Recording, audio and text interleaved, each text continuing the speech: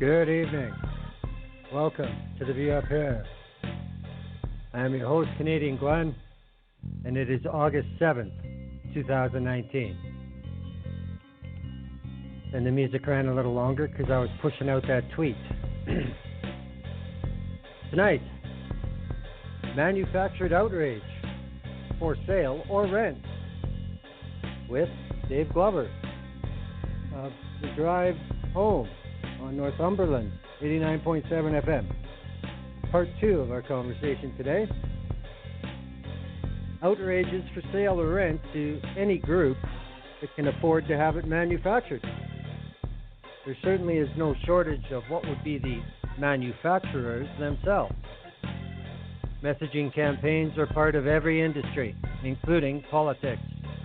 And yes, it is lucrative. The marketplace for outrage is a true growth industry. Just look around. Once outrage has been promoted, the drumbeat of repetition must be maintained or increased or softened as required.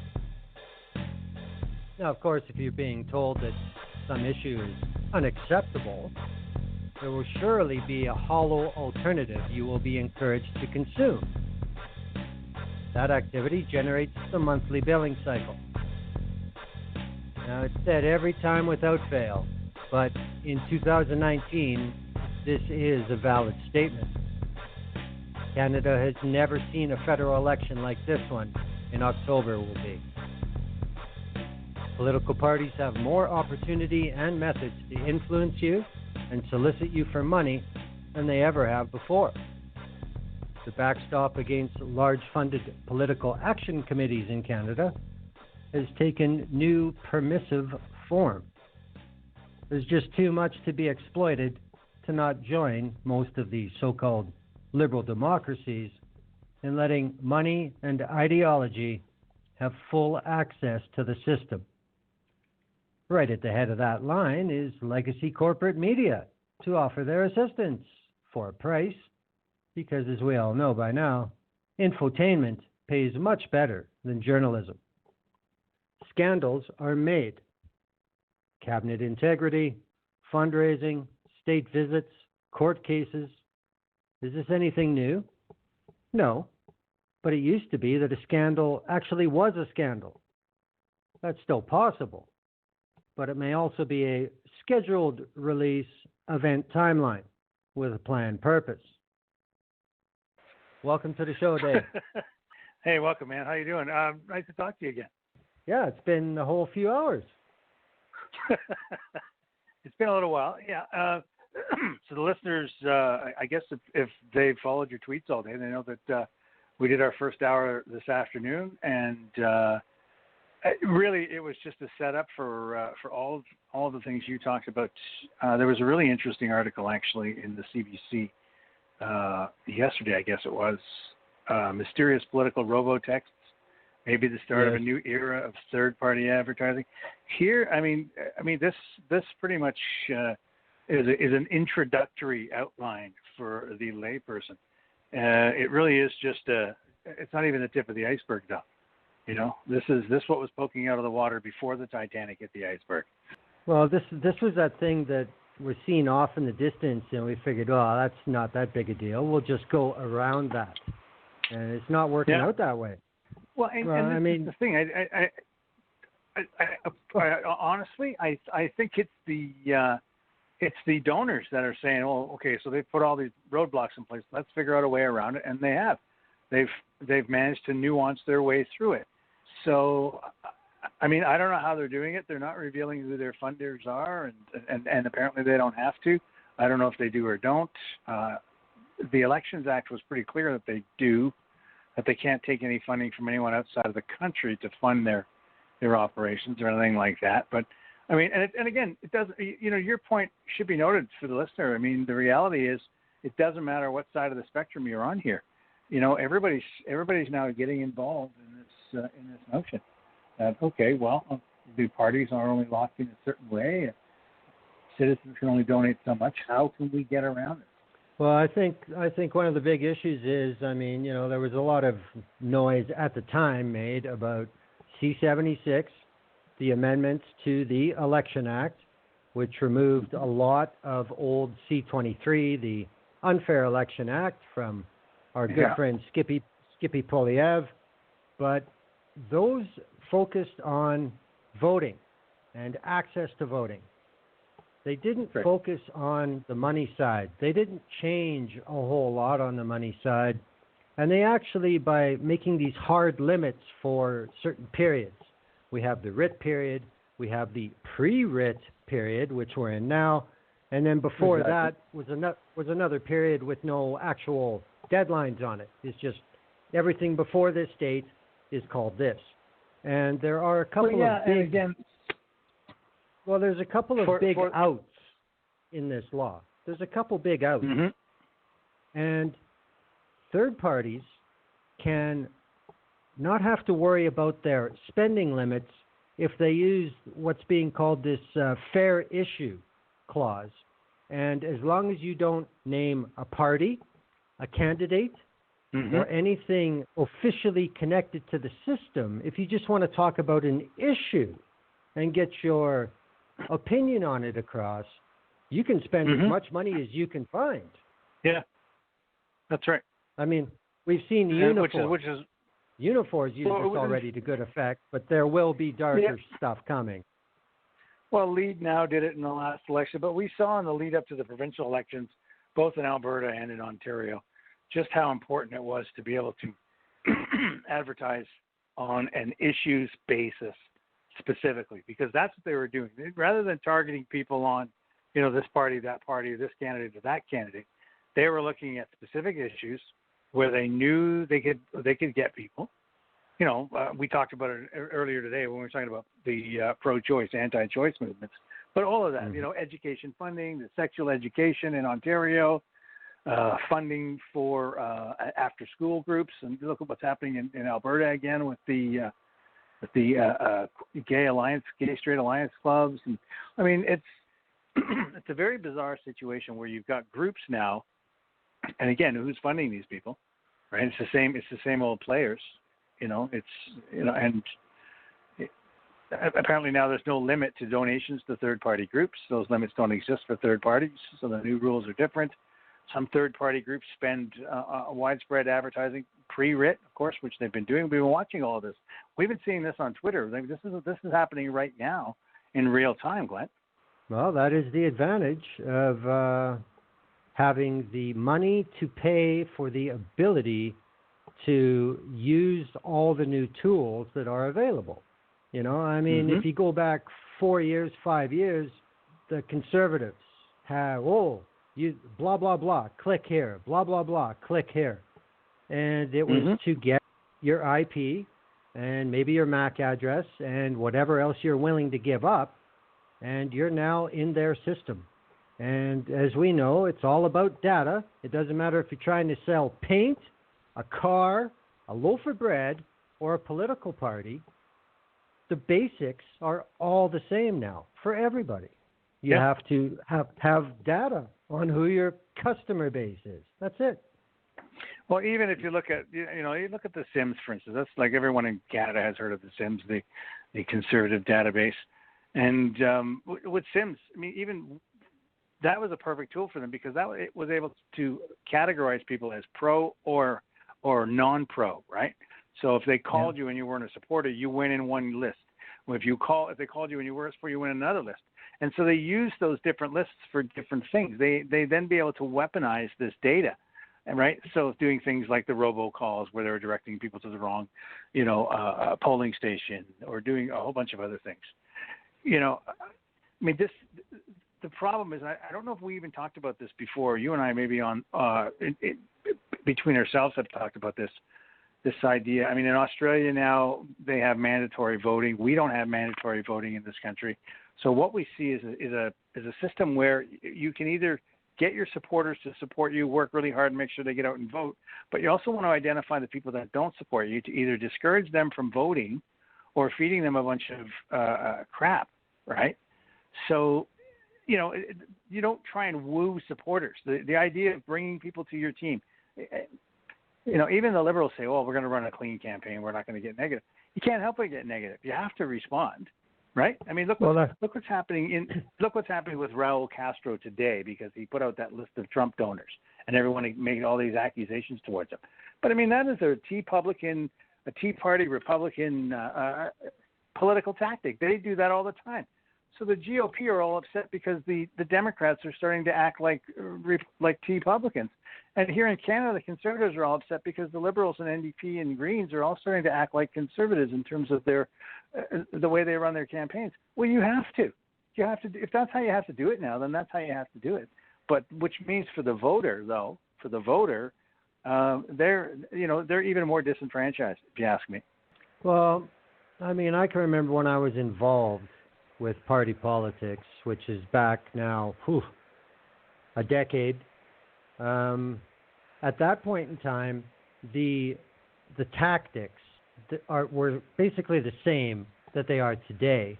It's just that there's an ability now that there wasn't even 10 years ago to follow through in every step of the process that much quicker, and the response is also that much quicker.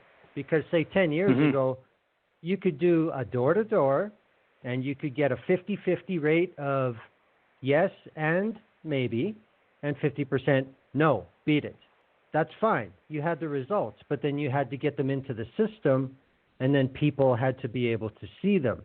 Now, with the newer systems they have, I mean, SIMS has been upgraded. It has a lot of AVIS, which is the Alberta Voter Information System that was started by the Wild Rose Party, which the UCP now has. They were able to enter data mobile with a wand, a laser wand, and a barcode. That's how real-time this stuff is now. So then you just take it to the next level. You employ AI. You get algorithms to look at your raw data, and you categorize people. And then you decide, then you look at their social media. What do they think like? What do they find funny? What do they find disgusting? And you tailor your ads to what's going to work on them. This can all be done so much more precisely for a lot less than sending people to every door in the entire city. Absolutely. Or the country for that matter. No, that's absolutely correct. And so now it's all about data, right? So now they're just data mining. So now they're using our social media for data mining. But where does that leave the voter? As I said earlier, I mean, there's no engagement. Where does the voter get an opportunity to, even the all candidates meet and greets, or the all candidates so-called debates in the ridings, right? I mean, I don't recall our guy. I think he attended one. There were like 9 all candidate meet and greets. Now, I guess 9 might be a lot, perhaps, but to only attend 1 or even 2 out of 9. That's a pretty sad ratio when you're not really being made available or not available, period, to the electors who have to choose you as a candidate, right? I mean, that's the reality. So, I mean, this is a job application. This is the one part that people always forget, Glenn. During an election, this is I shouldn't swear, sorry, this is a job application, all right? These people are applying for a job. They want you to hire them as your representative. Okay, well, what are you bringing to me? What do I get out of the deal? I'm a citizen shareholder. What do I get? Where's the benefit in me choosing you? What are you going to do for me or my riding or for the people who live in my community? How can I trust that your party is even listening to what you have to say? Well, I think what the indication there is the ability and the trust that the client, which is the party or the candidate, puts in the data analysis. Because, as you said, when you have 9 scheduled public opportunities and you attend 1, that means they're being told that it's not a good return. We can get much more mileage out of doing different things. Yeah, because what they realize is they don't have to. Well, they realize they don't have to engage with the electorate. They don't have to. There are some people that expect you to engage with them. So yeah, you're going to go do the walkabouts and the handouts at the old folks' home. But for the most part, they know people aren't that engaged. But the reason people aren't that engaged, I mean, it's a chicken or egg situation, right? I think people are more engaged. I know at the all-candidate debates that happen here in Northumberland, Peterborough South, they are very well attended, frankly. Very well indeed. Now, again, maybe we're politically savvy, or at least maybe we think we're a little more politically savvy here than we are in some other ridings. Because I know other ridings neighboring us where the voter turnout is crap when it comes to meet and greets. You know, and I mean, we had a substantial voter turnout in this riding as well. I mean, you know, so more than 50%. I can't remember, it's closer to 60, I think 62% in Northumberland. I can look it up while we're on the phone, but I mean, you know, that's not really relevant. We're talking about engagement, because what gets people to vote is being, and again, in my humble opinion, is whether or not they're engaged.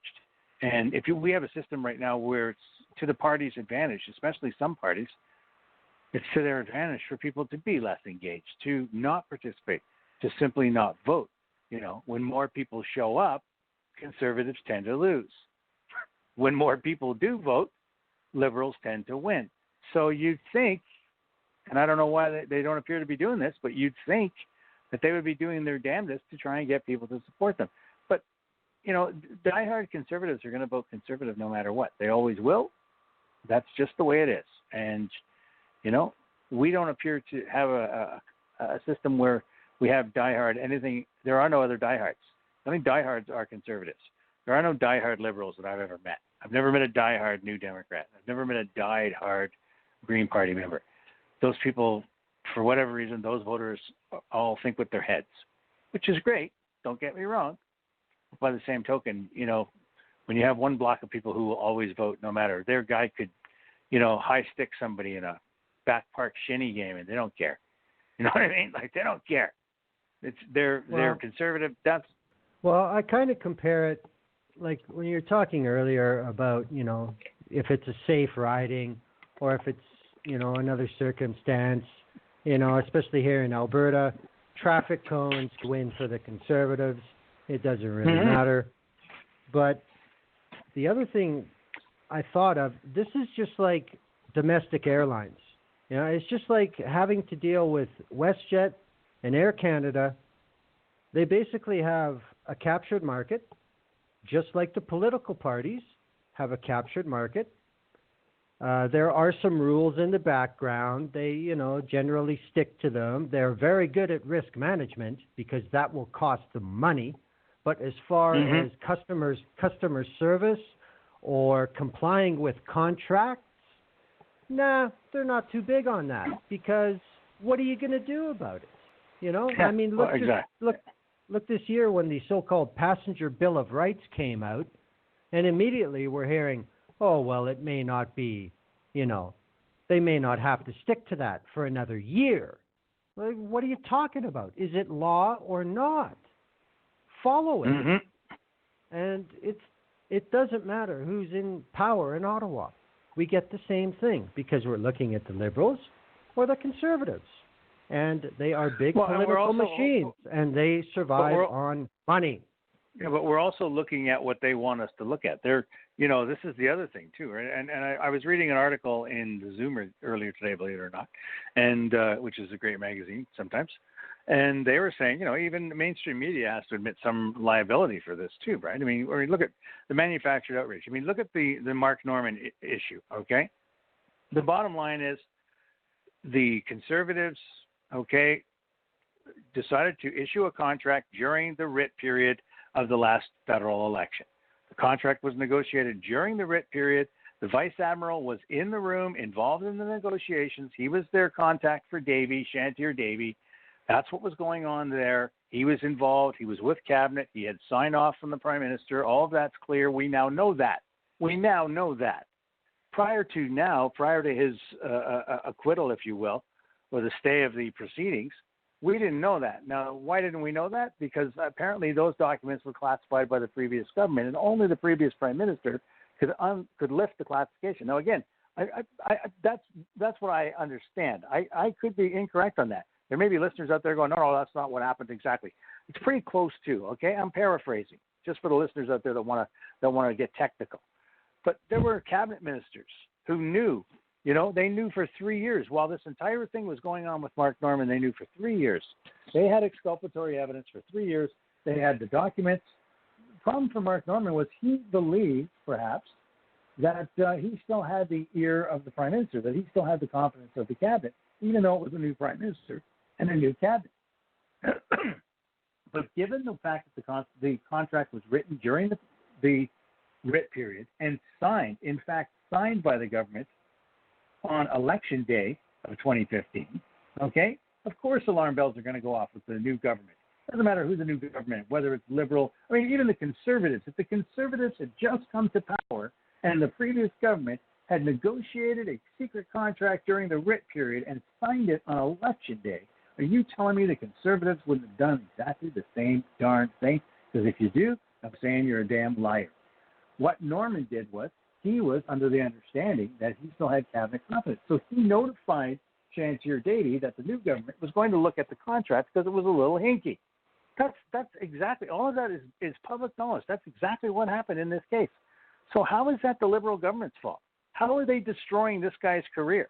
Like, seriously, Well, I mean, that is manufactured outrage. That's textbook. That's textbook. The Conservatives sat on exculpatory evidence for 3 years, just long enough for an election to come around the corner so they can say that the Liberals intentionally smeared this guy for political reasons. The reality is the Conservatives intentionally smeared this guy for political reasons. Well, I mean, you mentioned the corporate media, and they've had the biggest role of anybody in the entire Mark Norman affair. Now, Absolutely. Now the things you spoke of and the things I'm going to add, they are now public knowledge. But there's a difference in this day and age between public knowledge and public knowledge that you can find. And this is where the corporate media comes in big time. Now, exactly. Back in the lead up to the election, the campaign that never ended in 2015, what had happened is that Vice Admiral Mark Norman was reporting directly to the Harper cabinet, which is a violation of chain of command. To Jason Kenney. Can we say that? Can we say that? Because Jason Kenney was the minister. It was his portfolio. He was the guy that Mark Norman was dealing with. It was Jason Kenney, listeners, for those Alberta listeners out there. Well, Jason Kenney was one of three. First it was Peter MacKay, then it was Rob Nicholson, then it was Jason Kenney. And the issue was, you can find it if you dig long enough, reported publicly. The issue was trying to make sure that Stephen Blaney kept his seat in the election. So there was some backroom information exchange and keeping the other side up to date on what was going on, because Harper wanted Davey to get it because he thought it would help Blaney win his seat. And that's the real deal. Then, of course, the Liberals come in. What the hell is this? Time out. And then we know to a certain extent what happened. Now, I've done this on other shows talking about this. I'll do it again. All credit goes to Marie Henein. Wow, what a lawyer. I mean, she's not necessarily an Ottawa insider lawyer, but Ms. Henein knows how things work.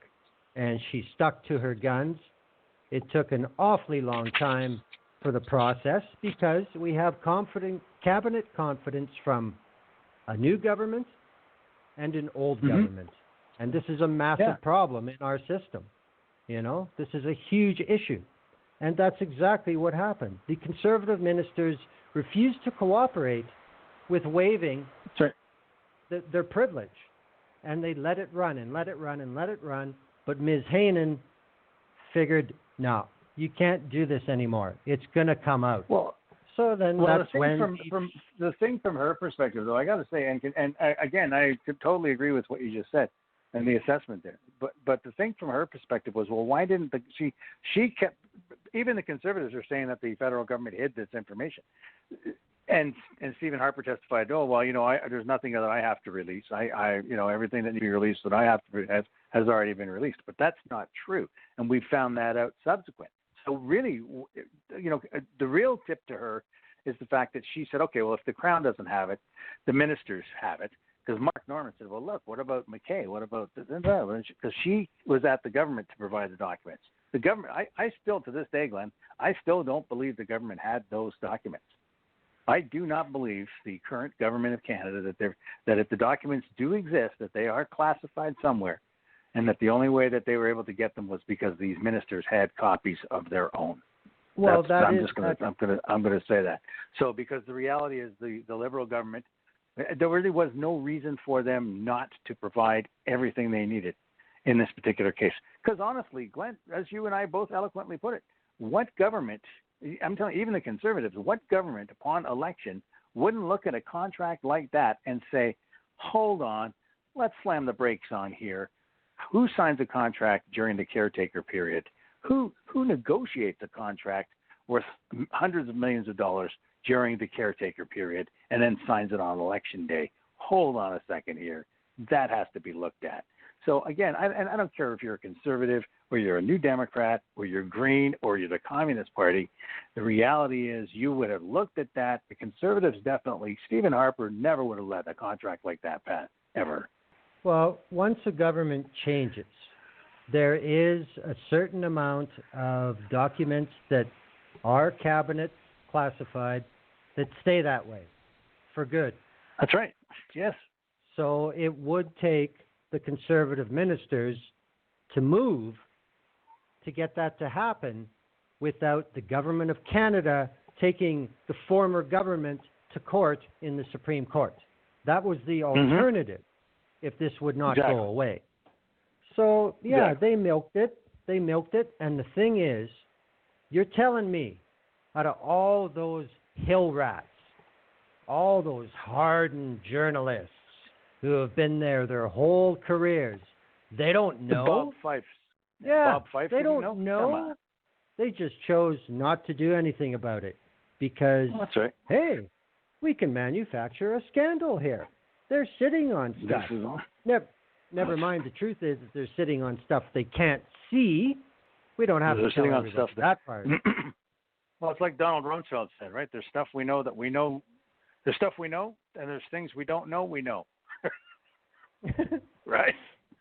That is about it. And I mean, the correct result happened. And the thing I say to people is, if this was a government that thinks they got exposed, thinks that they should have butt hurt, then how come the first words out of the defense minister's mouth at the press conference was pretty much, we will pay all of Mr. Norman's legal fees for this entire exercise.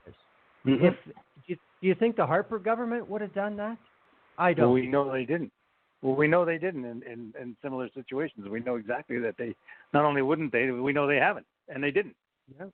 Yeah. Because you know you beat us, so screw you. Well, this is the other thing that makes me mad about, and I mean mad like, oh my God, I'm going crazy. Is this opposition amnesia that is so rampant in this country right now? Everyone's, oh, look at Trudeau, you can't trust them. You can't trust them. Look at the scandals. And I'm like, what scandals? Oh, well, they talked about the SNC. What are you talking about? SNC scandal.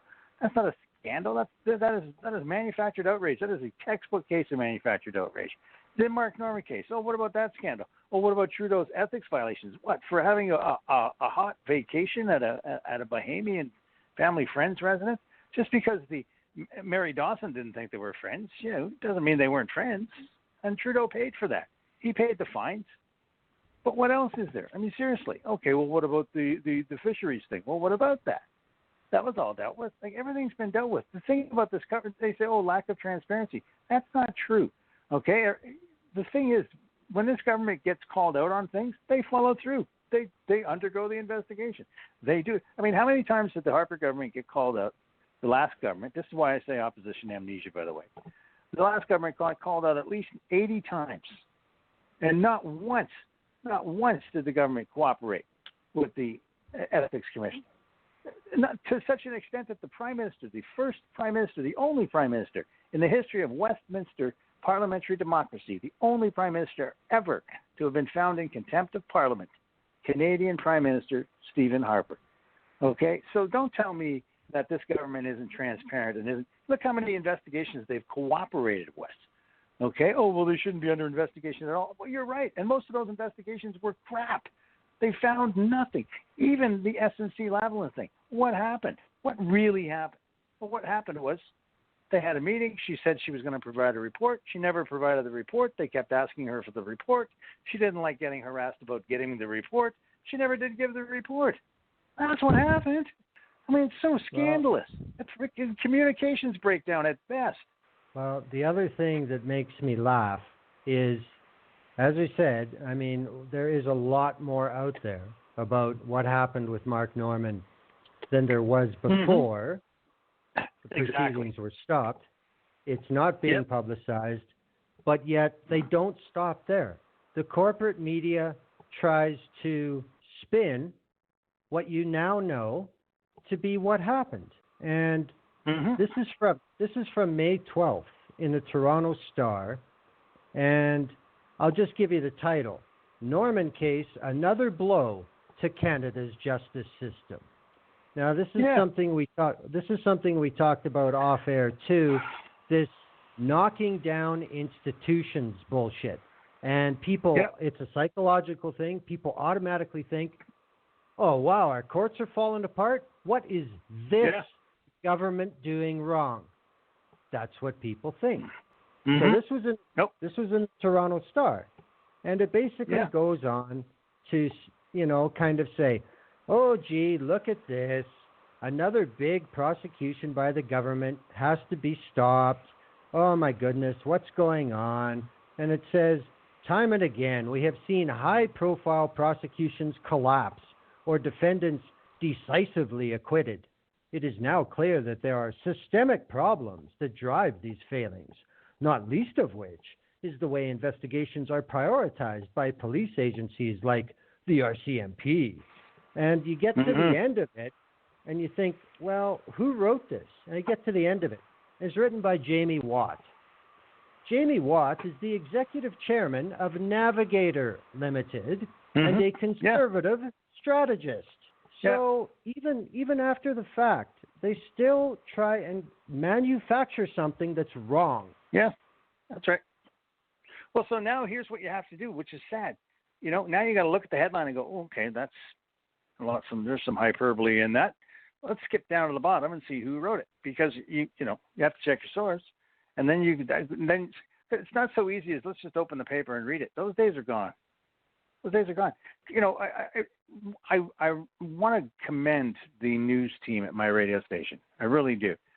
Rob Washburn, who's a professor of e-journalism at Loyalist College here locally, and Olivia, who is our summer intern. She is actually one of Rob's students. They're studying media, electronic media. And they really go out of their way, and everyone who contributes, by the way, and not just those two, but everyone who contributes, Pete Fisher, who's a local journalist, and everybody. I mean, Cecilia Naismith. I don't want to forget anyone, because now that I started mentioning people, but they go out of their way to ensure that what we produce on the radio is news, because we provide news every hour on the hour, especially if you listen to my show, you know that. And so, we get clips and quotes from people. We actually go to the trouble of confirming things before we publicize them, because that's what journalism is, right? So there are still teachers out there. There are still professors like Rob Washburn out there teaching journalism to students, teaching them to ask questions. So often, even nowadays, look at the reports, look at the headlines of some of these newspapers. They basically print verbatim the media release from whoever the talker is, whoever the speaker is. This is their media release, and they just print it verbatim. Well, liberal, conservative, New Democrat, if it's a political party, or if it's an action committee, here's your boof. There's no questions. They don't ask questions. There's no follow up. There's no background. There doesn't appear to be anyway. Maybe that's happening somewhere else, but that doesn't appear to be anywhere adjacent to or connected to the story that's being fed to people. So there's a huge difference. There's a huge difference between journalism, actual journalism, and just, reproducing talking points. Infotainment. Well, exactly. Well, and you know why, Glenn? Because there is no such thing as 24-hour news. There are some days when there are a lot of things happening, and there are other days when absolutely nothing happens. And so, you're filling the airways. It's like, And so every news show is like Monday Night Football or Entertainment Tonight. You're right. It's totally infotainment. So you got an hour and a half segments where they've got the point counterpoint and the guy in the middle, because there's always a middle. No, there isn't always a middle. The middle's for There show. isn't always a middle. There isn't always a middle. Okay, there really isn't. There's point count. That's why you like watching. When you had the Dick Cavett show and he would bring on Norman Mailer and Gore Vidal, and you'd see those two guys going at it, or you see Gore Vidal and who's the famous conservative from back then? Buckley. Buckley, Gore Vidal and Buckley on those shows. And again, that is what we get now. That's what we get on the 24-hour news channels now. That's it. Those guys. And the guy in the middle who goes, we're going to cut the commercial now. Well, gentlemen, well, we paused for station identification. We'll be right back with more of this, But don't forget, back in that time, there was still a certain level of decorum. There were things that were off limits. Sure. It was okay, but it was cultured discourse. But you know what really reminds me of what Fox News and the rest of these are like today? Think back to the late 70s on Saturday Night Live when Dan Aykroyd and Jane Curtin would do point counterpoint. And Jane would always start, and then Dan Aykroyd would say, "Jane, you ignorant slut."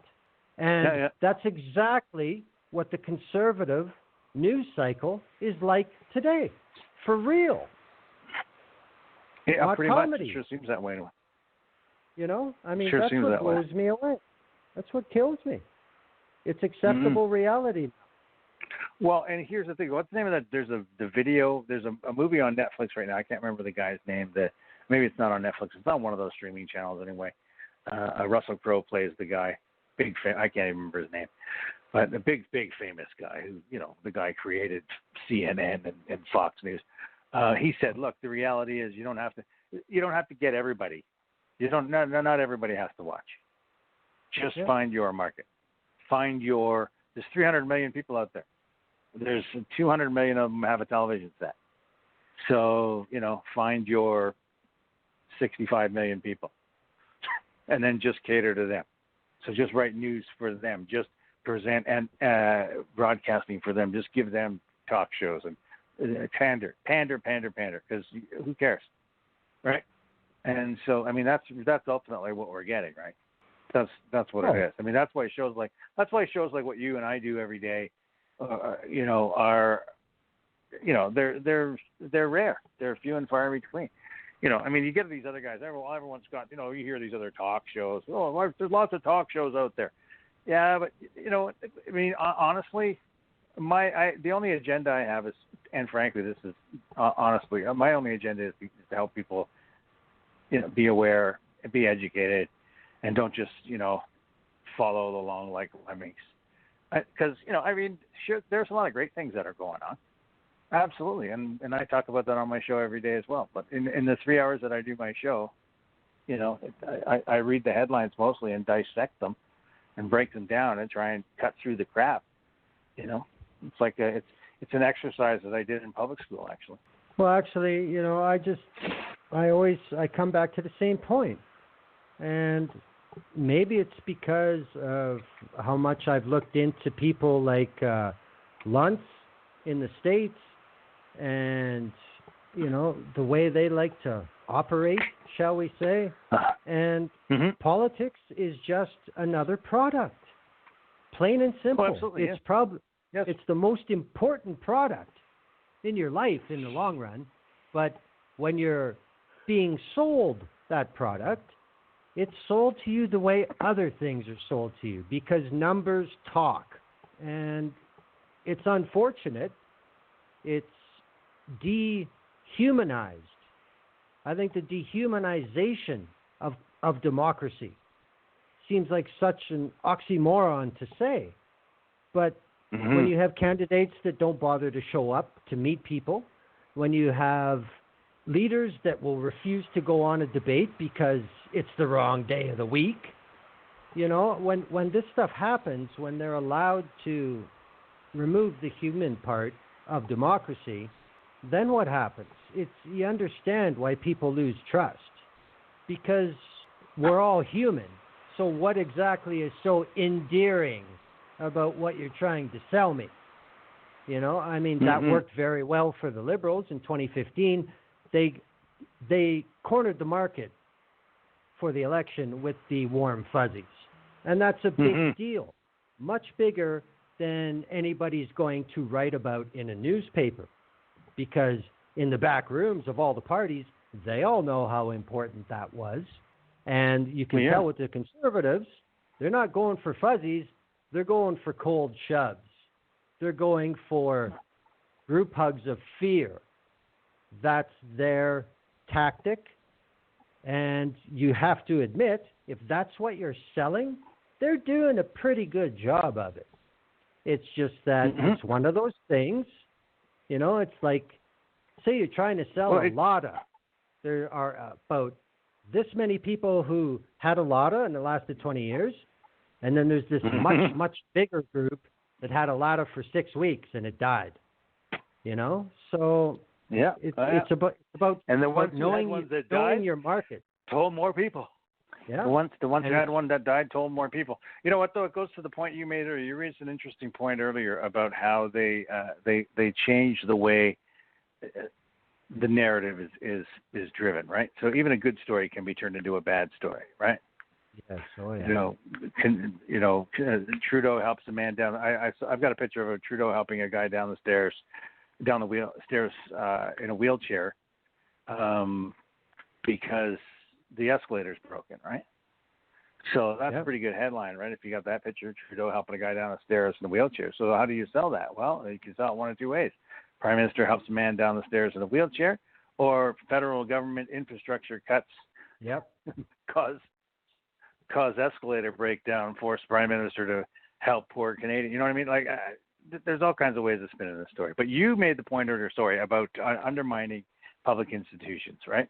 You know, the idea of another federal case lost. Or look at the case now for Canada Food Inspection Agency because of these bogus licenses that apparently were being used by veterinarians for meat shipments to China. At least this is the allegation from China, right?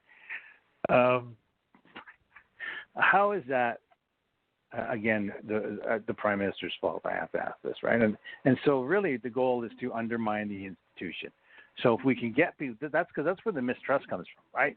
I mean, it didn't matter if you could trust the Prime Minister as long as you could rely on the people who worked for the various agencies. You could count on your fellow Canadians not to screw you over, right? But now you're being led to believe that those very institutions are not trustworthy, that those are the very institutions that will screw you over. And that's why you need to elect this government, because this government will rein those people in. Right? Yep, as if there's been any freewheeling going on. There's been no freewheeling going on, right? See, that's the thing. That's the unspoken part that people, by and large, will assume, because as you described, people are saying, hey, wait a minute. Agency X has always been good and always taken care of us until now. Well, how did this happen? Who's in charge? Yeah. They did it. It's a simple connection, but it doesn't stand up to any logic, but it's a very easy emotional road to go down. Exactly. Again, you got to catch people at their basis, which is how do you connect people with people? You got to connect with people through feelings. That's how you connect with people. How does it make you feel? That's why they do those surveys, you know. I think you talked about it at the very beginning about how does this make you feel? Do you get angry when this happens? How do you support this, or are you anti this? Right? Yep. And it's how you skew a survey. And again, it's been proven time and time again by every advertising board, every advertising agency ever, that you can have the exact same message, and if you present it 5 different ways, you'll get 5 different responses. And this has come to the election, and this is what's new. It's everywhere else. Now it's following you to the ballot box for the first time.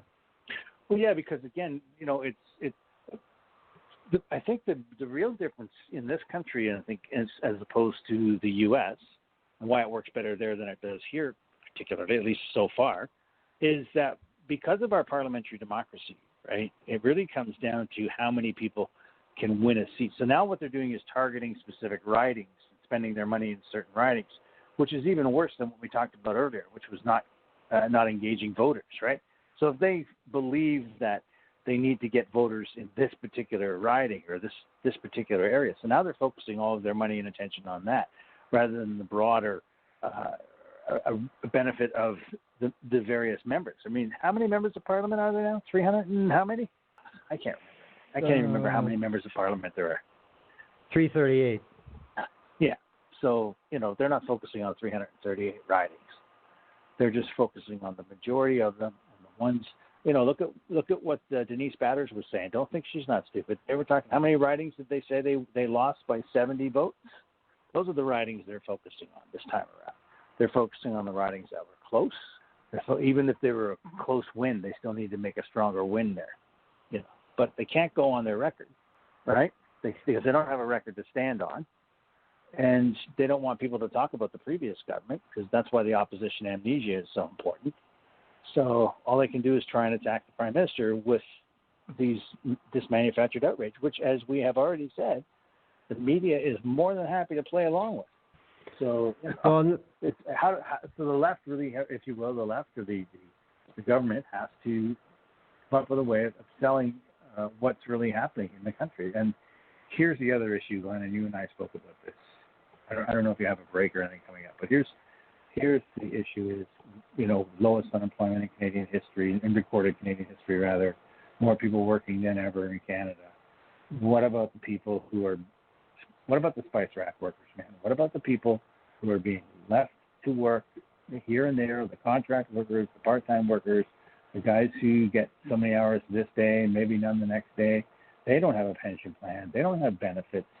They don't have even job security. So you want to talk about insecurity in this country? Talk about not knowing not only where your next meal is coming from, but are you going to be able to get to work the next time they call you to come to work? And where do you live until then? Right? Those are the issues that nobody has answers for right now. That is the issue that I talked to my member of parliament about. I talked to Bill Morneau about it when I had him on my show. And he says, again, he's a pension guy. That's his background. And he says they're working on ways of creating a system that will help people who are in precarious employment through. I have no idea what that is. I don't even know what that means, if that's just an empty promise or not. But at least they're acknowledging the fact that those people exist, because nobody else seems to want to. And those are the people that are the most pissed off in this country, right? Those are the ones who are feeling like, they're more readily willing to blame the new Canadians. Because we have corporations that are hiring temporary foreign workers. They can't find enough temporary Canadians. They're going to bring in temporary foreign workers. I mean, give me a friggin' break. Well, I mean, this is the part of it that I find distressing, because everybody speaks that game, but the problem that we also have, I think, as a demographic, if you want to look at that income class that you call the working class, they also have one of the highest absentee showing up to vote percentages. Sure they do. Yeah. And those guys are going to be working on election day. Trust me. Those guys are working on election day. Exactly. And again, we were talking about provincial, federal earlier today. Mm-hmm. There's another one. Yep. You may be allowed by law to have your 3 hours off on election day, but guess who enforces it? The provinces.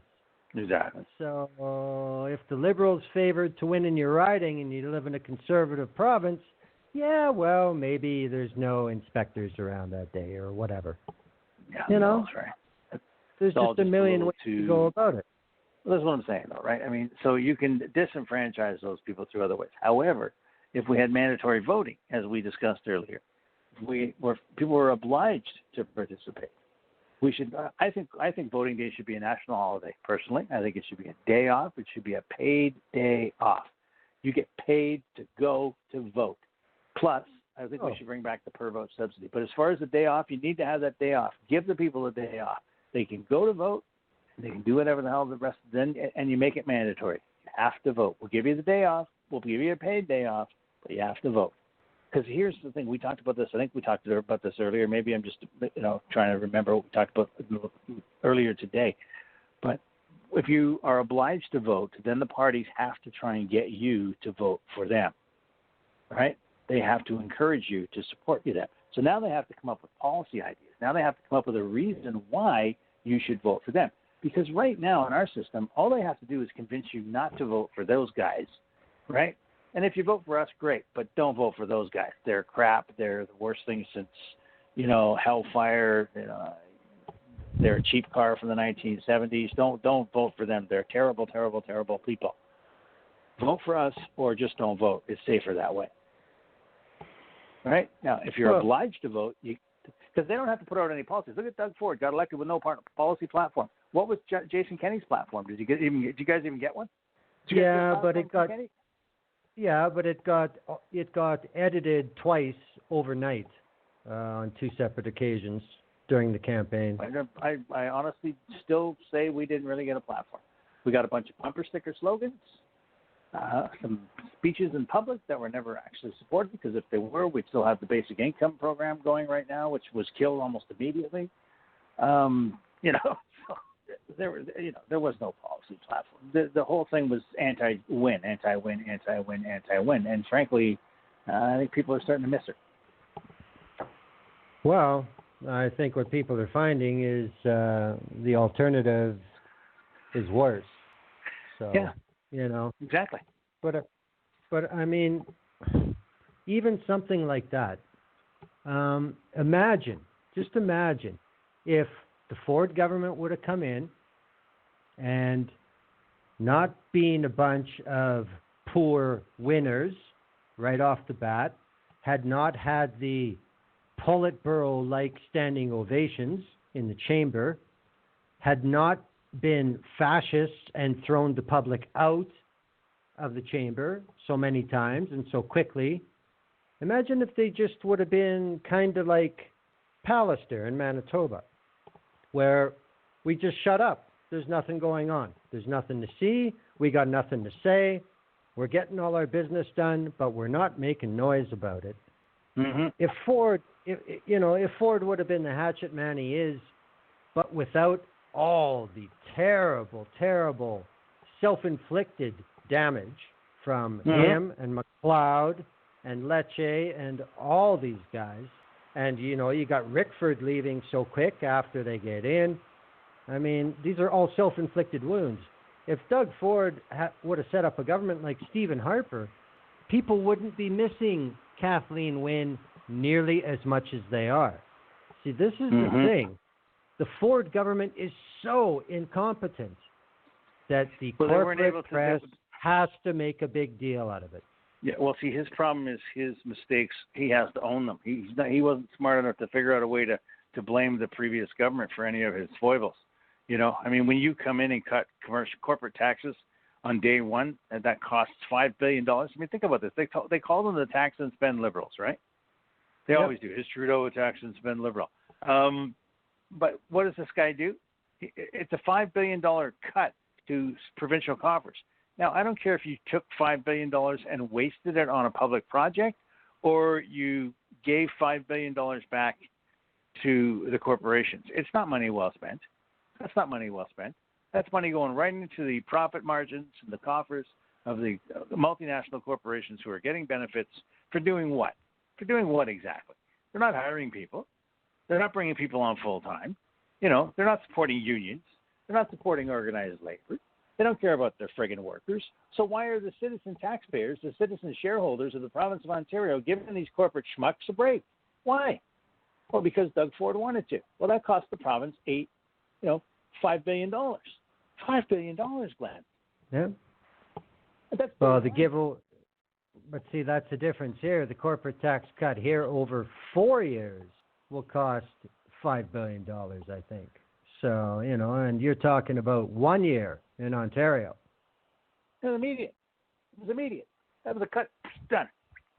I think he actually made it, if I remember correctly, and I could be wrong, listeners, so don't quote me on it, but I believe he made it retroactive to the beginning of the year because he was elected in October. Unbelievable. Again, I don't quote me on that. But what I'm saying but is, it's easily verified. What I'm saying is, even if Ford had been somewhat like Ernie Eves, been incompetent, but like not be a constant blooper show, he wouldn't be getting his rougher ride. There would be more making excuses for him. I think that's the real issue with the corporate press, especially in Toronto, is that Ford has just gone too far. They can't ignore how terrible he is administratively.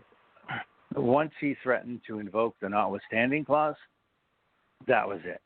I think, to be honest with you, Glenn, I think had he not done that and, forced Toronto to reduce its size, because it turns out he didn't have to threaten to use the notwithstanding clause. He still had the right to do what he did, which was completely undemocratic, but whatever, right? The fact that he threatened to use the notwithstanding clause to force his will and stated publicly that he would use it whenever he felt it was necessary is absolutely why the media, the mainstream media in Toronto anyway, I mean, the Sun love him, right? Sun, Post Media, those U.S. hedge fund boys, they love Doug Ford, because he sells papers. But, I mean, other than that, seriously, your point should be noted by everybody out there. If he had a better suit and wasn't as crass and boorish, to be honest with you, people probably wouldn't be batting an eye at nearly half of the stuff he's doing. And he is doing some heinous shit here, man. Heinous. Yep. Like, brutal. No. Cuts to health. Like, think about this for a second. Ontario has the lowest per capita cost for healthcare in the country. You know that? That's pretty bad. So, I mean, realistically, we should be funding our healthcare considerably more than we are, right? Yep. But we're not. Instead, we have a government that is, in fact, doing the opposite. Yep. Right? Making cuts. So, there are a number of issues, and they need to be addressed And these are the ideological groups that are forever yelling and screaming about the liberals having scandals.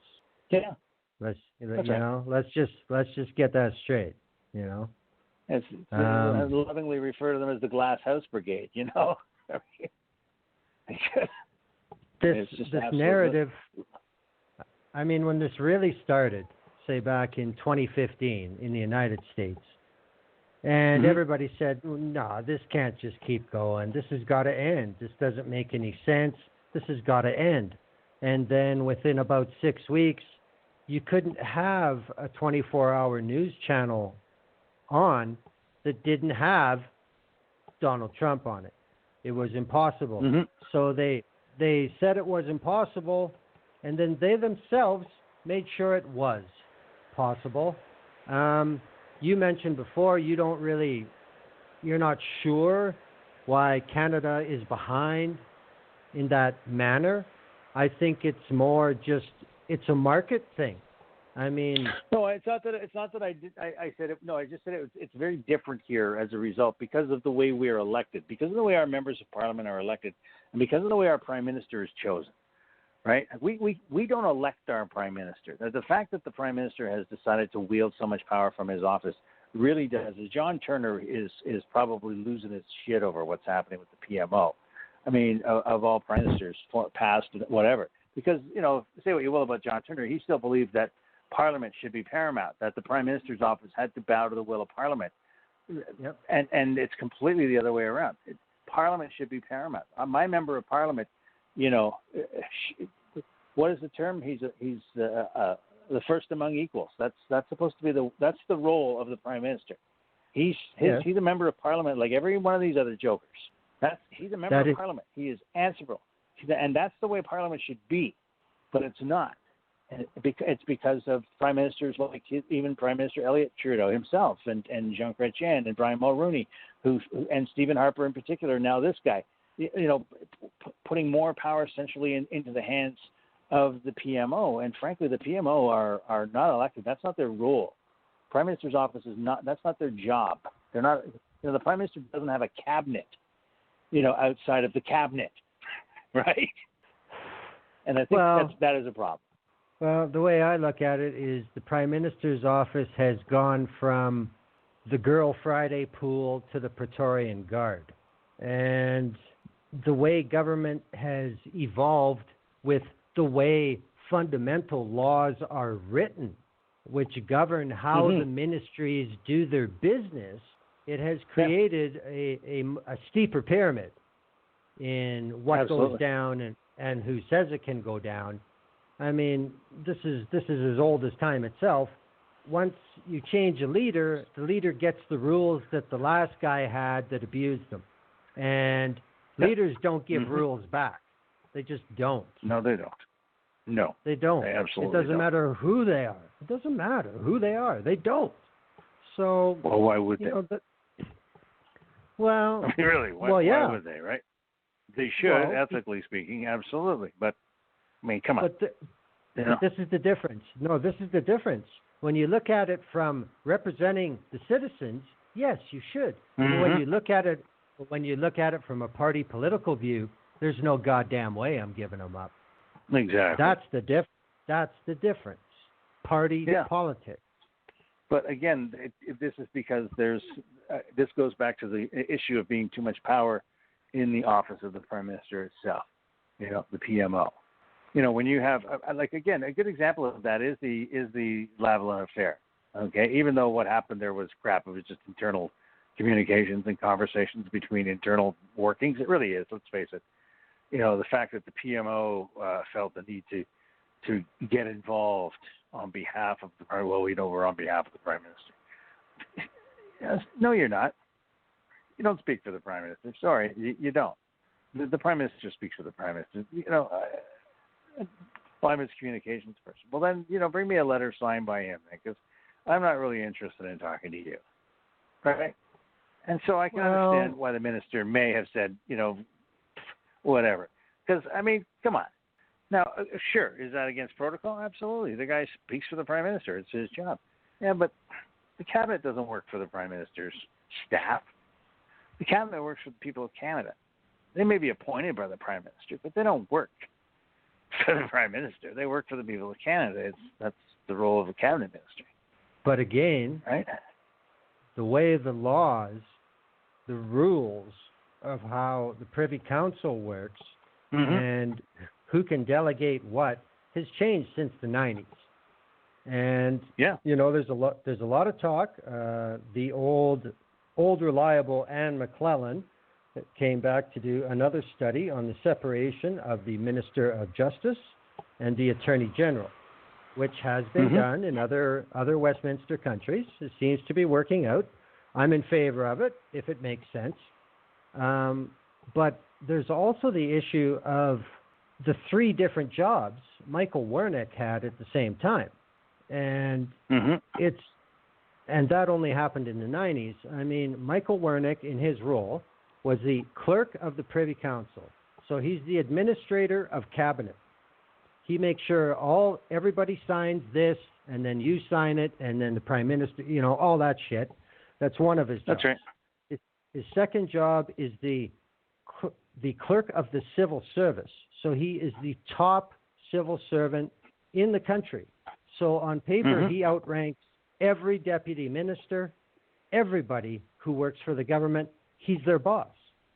And then his third role is secretary to the Prime Minister, dealing with cabinet.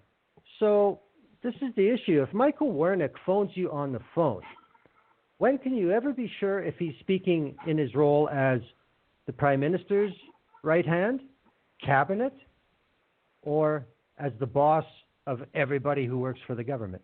Which hat is he wearing? This is a role. That is a hugely valuable question. It's a very important question.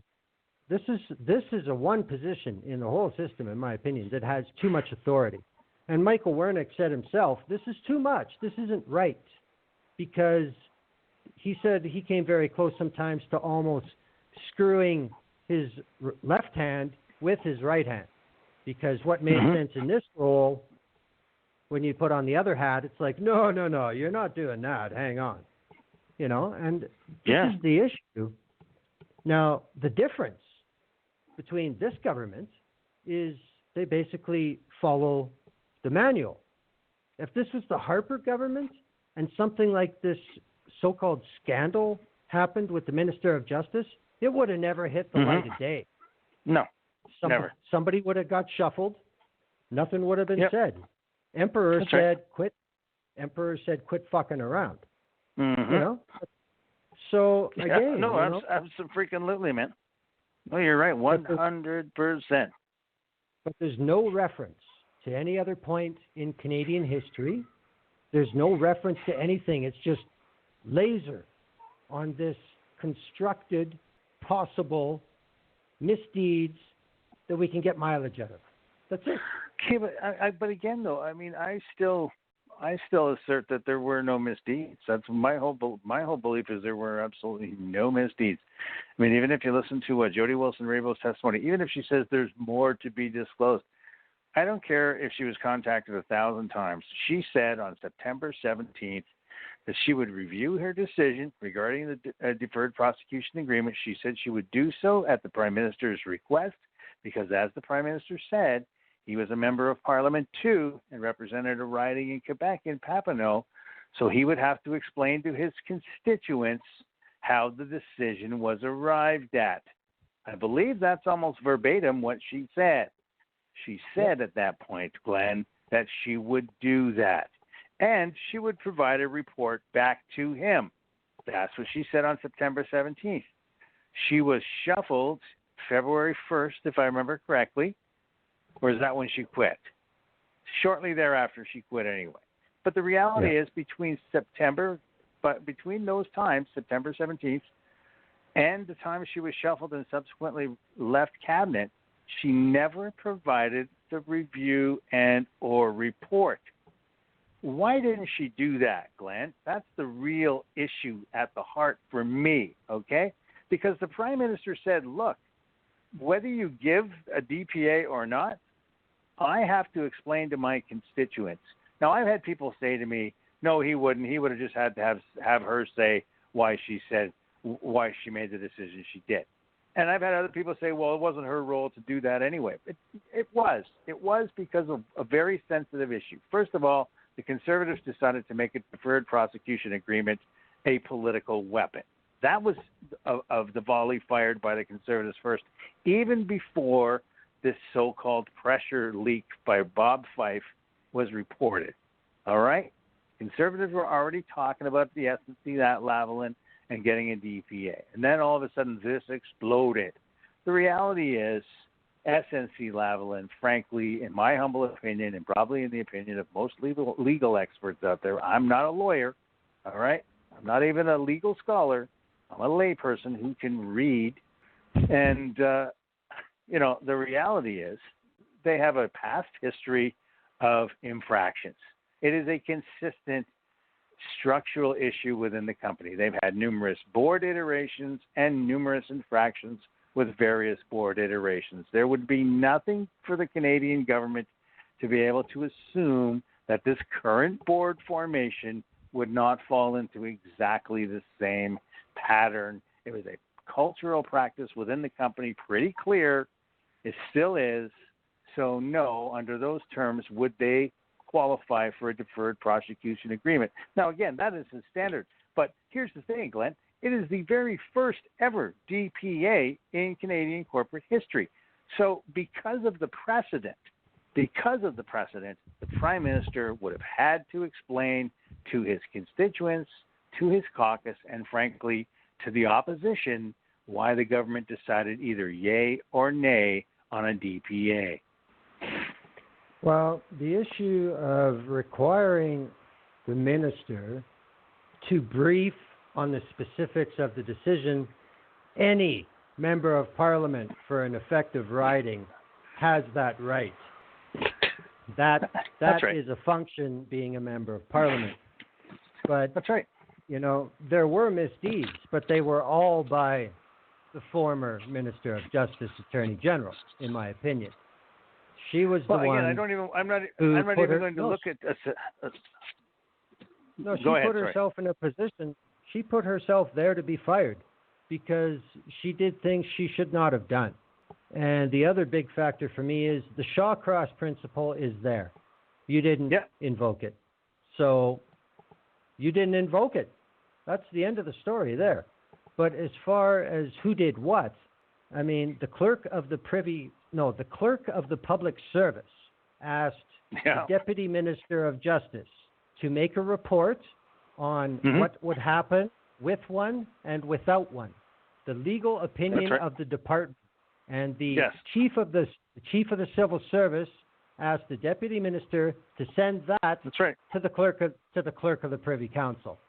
So there's Michael Wernick using two of his hats in the same order. And why did the clerk of the Privy Council want it? Because it was requested by the Prime Minister. So Wernick sent the request with one hat, took it with the second, handed it to the third, and then gave it to the Prime Minister. That was how it's supposed to work.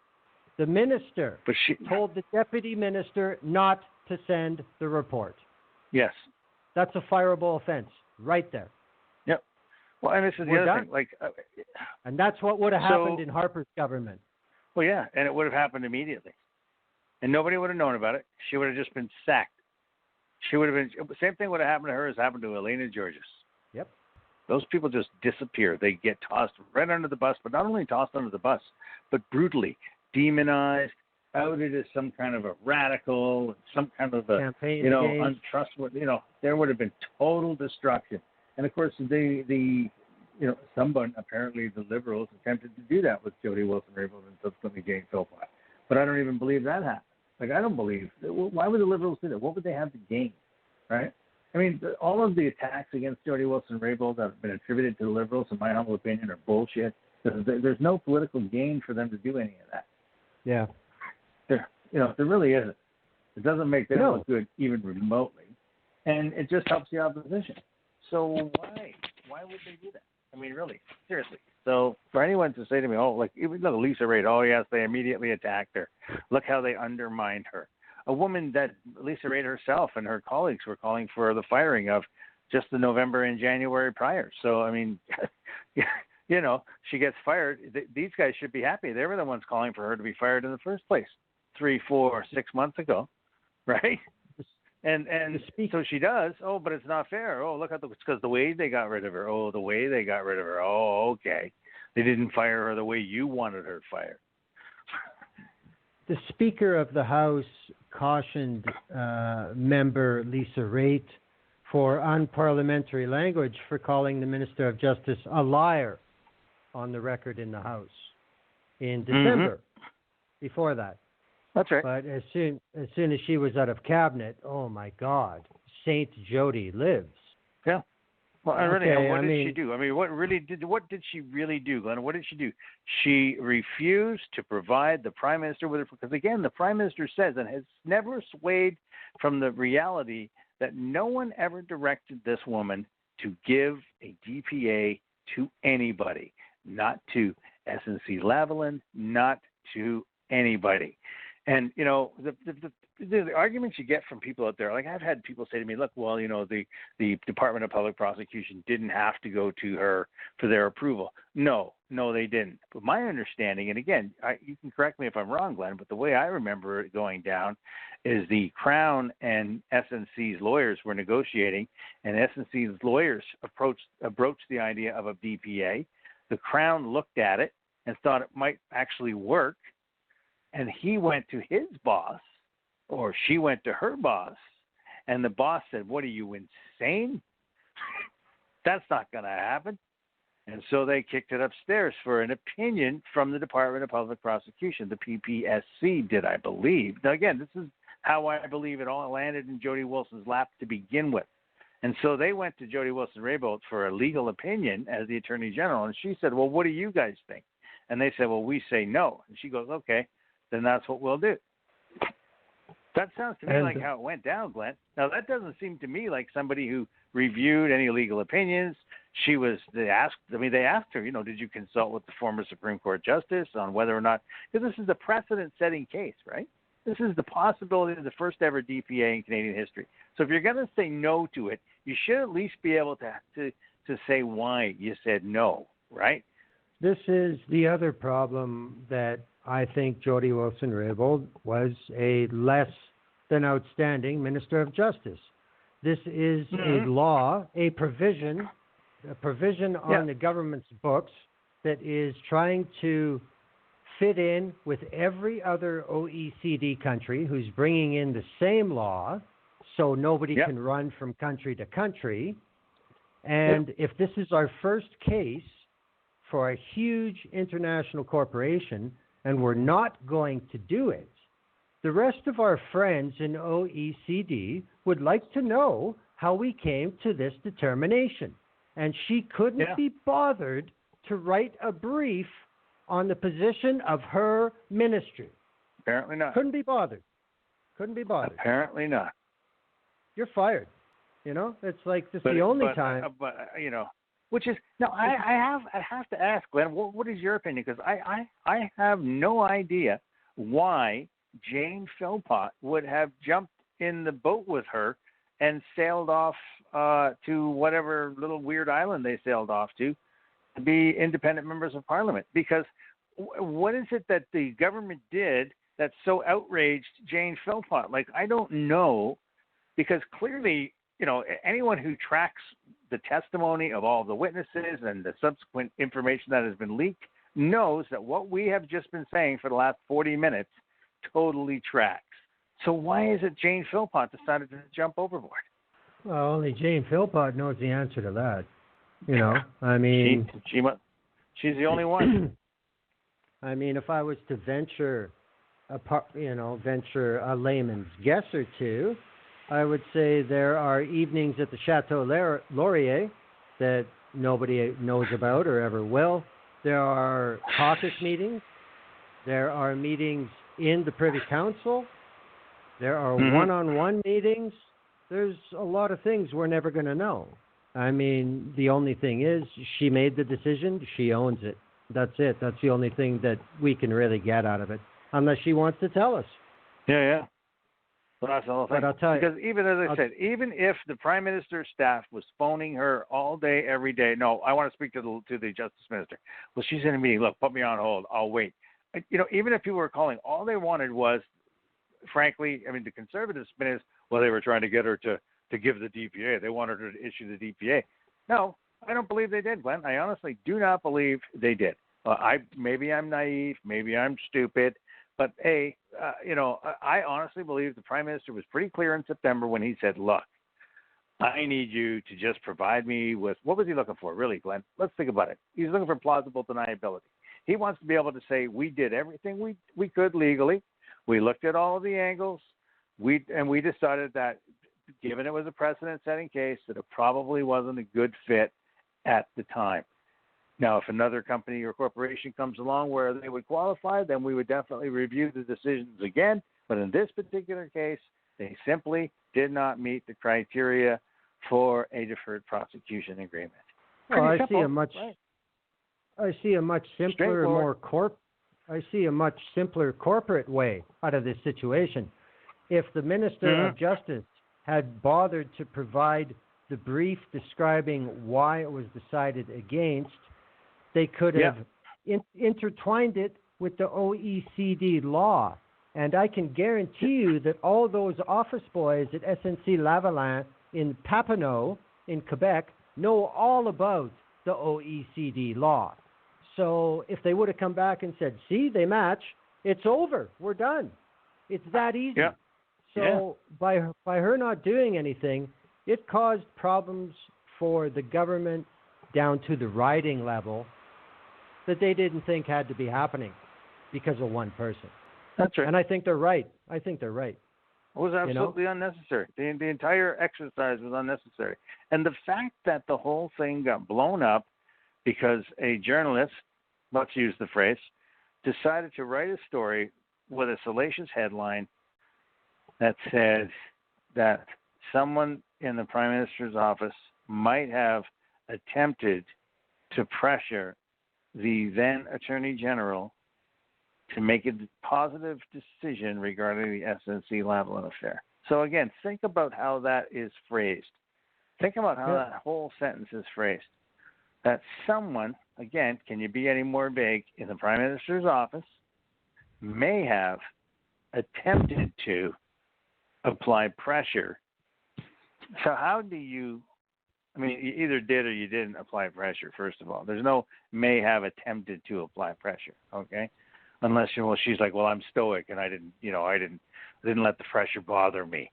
Well, what pressure, Jody? That you didn't do a fucking report? Huh? If this was college, you would have failed the course. You're an idiot.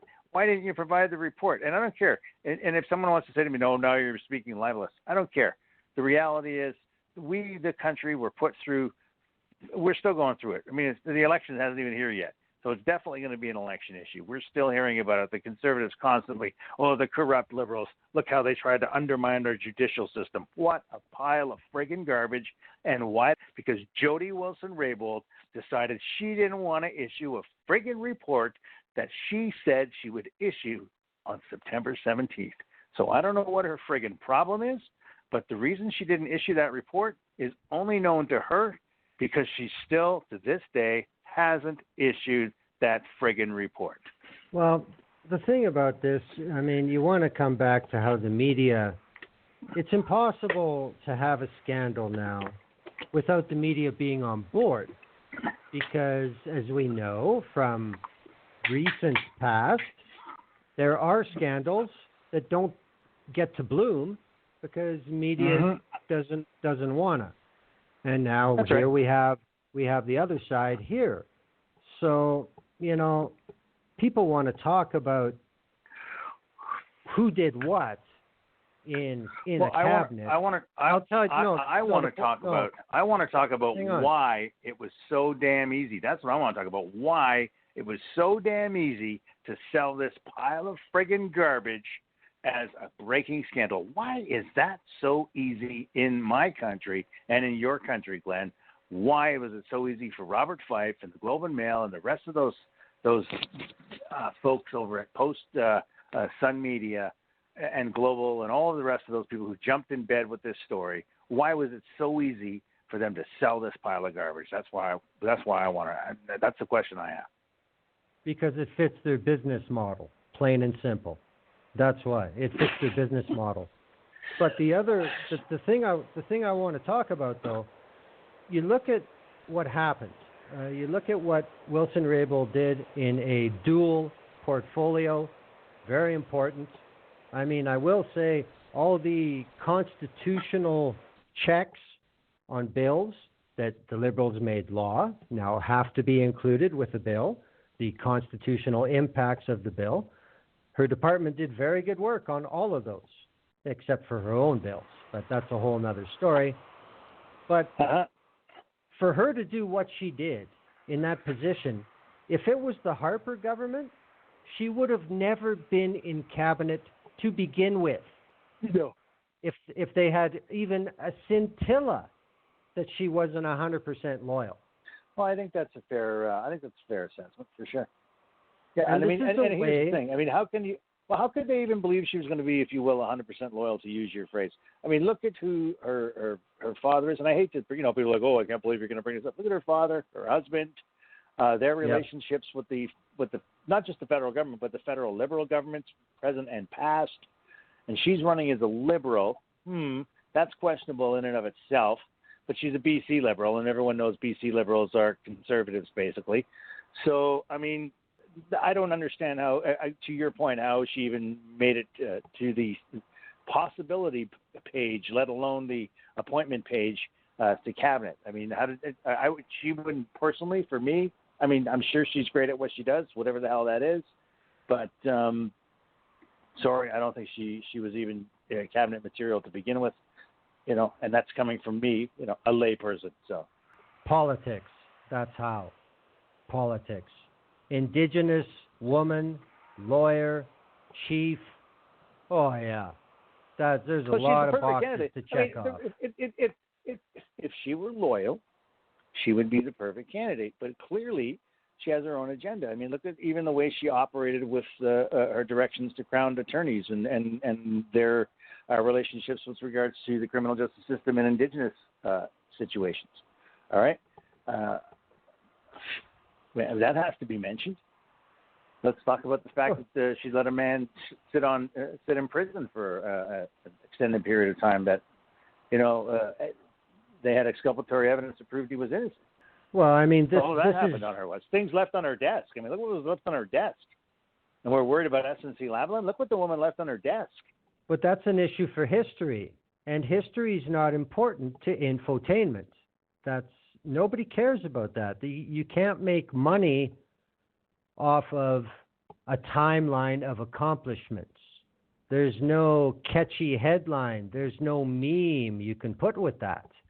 And we're not going to spend that much time on something, I mean, even when you go to news sites now, you look at columns, and most of them have that little thing where it says how long it should take you to read it. When's the last time you saw any articles that were more than 6 minutes? That's a long article online. A lot of them are 3 minutes, 2 minutes. I agree. I mean, she's going to be talked about as a Minister of Justice about as much as Rob Nicholson, which is not at all. Yeah. No, I mean, there were some big bills that came in. There were some big bills. The assisted death bill was big. She didn't get that right. Yep. The marijuana bill was big. She didn't get that right. Didn't get that file right. Nope. And the gun laws didn't get that right. The narrative around immigration, she never did get that right. From a legal standpoint, the whole idea of illegal. C-46, the changes to the impaired laws. Nobody asked for that, and it's going to be in court in no time. Yeah, well, it's probably already started wending its way through court, man. That is an insane piece of legislation. The fact that the rest of here's the thing though, the fact that was that made it past the committee, that is messed up. All right, I mean, I get it. She's the justice minister. She should have. But the fact that it even made it to a vote. I mean, think about it. Look, did nobody read this piece of legislation? Did nobody see it? Did nobody realize that people would be able to knock on your door for 5-6 hours later and demand a breathalyzer? I mean, give me a friggin' break here. How do you vote for a piece of legislation? Did they not read it? Okay, well, first of all, it's partisan politics. And second of all, whether it's partisan, hold on. Whether it's partisan or not, Glenn, the reality is it's law, though. Okay, it's law. So if you want to be blue or red on a particular given day, great. But when I get pulled over by a cop, that cop's wearing whatever color uniform he is. He's not wearing the government team jersey. He represents the government and the crown, and it's the crown is supposed to be nonpartisan. I mean, sorry, call me naive, but it is. If you want to be partisan in the way you negotiate your laws and your bills or whatever the hell, but to think that passing a piece of legislation that would give the law enforcement the right to show up at people's homes hours later, I mean, again, the fair question, whether you want to call it partisan or not, I don't know about that, but I'm pretty sure they didn't read the fucking thing. No, what I'm saying is you asked, how does this get through committee? How does this pass votes on the floor? Partisan politics. Oh, I apologize. You're right. I apologize. Yes. And considering what we know about the personality and the social skills of the former Minister of Justice, how many people on that authority or on that committee who were Liberal MPs said, oh, Christ, I don't even want to request her to come before committee because, one, she probably won't show up, which she never did to the Senate with about six different invitations. So if she doesn't show up, then it's going to look bad. And do we want to listen to her? Sound insulted because we're questioning her about her bill? Yeah. I mean, we did. It might have been a lot easier for those people to just pass it, get it, just move it along, let somebody else deal with it. Yeah. But here's the thing, who's that somebody else? Is that some woman who gets pulled over, or some lady who's having Chardonnay at her mother's birthday because that's where she was going when the cops decided 3 hours later to fucking bust her? Come on. these people are if they really drop the ball on. There's so much legislation that gets that is crap. That is crap. Don't worry. Even the legalization of cannabis has just been really poorly rolled out. And again, to the point we were making earlier, because the liberals, the reason why we get legislation like this, Franken legislation, if you will, is because the liberals are still trying to get the conservatives to support them. Look, see what we did? We legalized it, but we did this and this and this. See, the children are safe. The conservatives never do that. The conservatives would never say, look, see, we did this, but don't worry, we did this as well. Everyone's okay. No, conservatives don't give a rat's dingle about any of that shit, right? That's because So why they do don't the have liberals? to. So why do the liberals continue to draft legislation that tries to woo these people who will never vote for their legislation? Fuck them. Sorry, harsh language. I apologize, but fuck them. But again, that's party politics. I mean, the thing about the conservatives is they have a fence around their Sound base. public policy, Glenn. Sound public policy does not wear a partisan jersey. Healthcare is not a partisan issue. The Canada Pension Plan should never be a partisan issue. Employment insurance should never be a partisan issue. Infrastructure investment should never be. These are not partisan issues. None of these are partisan issues. And yet when we deal with legislation, even doing things like giving people the freedom to do what they want with cannabis, oh my God, we got to protect the kids. Come on, really? That is a load of garbage. That is just a load of garbage. Who you're protecting, your base. Come on. Not anymore. Not anymore. It's not garbage. It is politics now because there's money involved and there is vote loyalty involved. Just this morning, I recorded an interview with the founder and president of Ecos Research, Mr. Frank Graves. And one of the things we talked about was in the so-called base, the further right you go, the more fervent, the harder they believe, the more determined they are that they will never move away from this position and all others are wrong. So that's why they can play as openly to this point as they're doing. That's why they can lie so blatantly. They know people like you and me are going to discern it and laugh at it and call them liars. They don't care. They're not talking to us. No. You know, and the liberals are always trying to claw outside that fence for anybody who's wandering around, looking over the fence, thinking about it. No, turn around. We got this red big field over here. We don't have a fence. Come on over. Yeah, exactly. And that's again, the difference in the marketing. Did he give you an campaign. indication of the number? Did he give you an indication of the number, Frank Graves? Because I'm thinking it's about 22%. They got there's a 22% base for conservatives or right-thinking conservatives, if you will.